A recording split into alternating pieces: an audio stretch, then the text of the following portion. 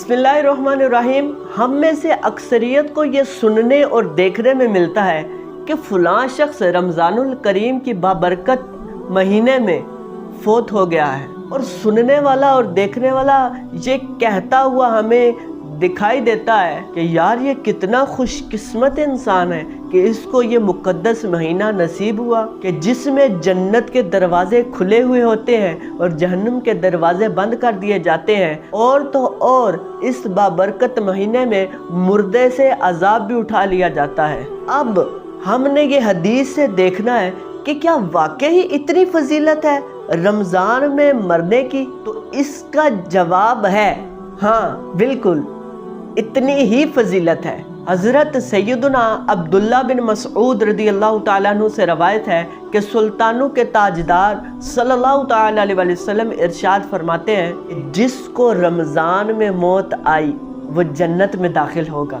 जो यौम अरफा के दिन फ़ौत हुआ, मतलब 9 ज़ुल्हिज्जा को फ़ौत हुआ, वो भी जन्नत में दाखिल होगा। और जो सदका देते हुए फ़ौत हुआ वो भी जन्नत में जाएगा।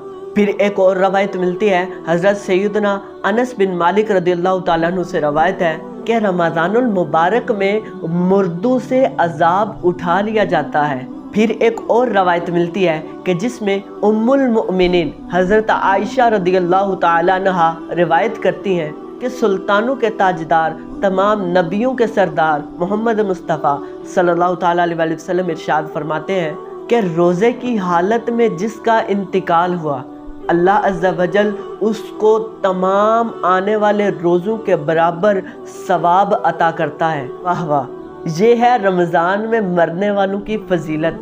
लिहाजा अगर आपका कोई करीबी शख्स इस बाबरकत महीने में फ़ौत होता है तो उसमें एक शुक्र ये भी अता करें कि चलो उसको ये महीना, बाबरकत महीना, मुक़द्दस वाला महीना नसीब तो हुआ।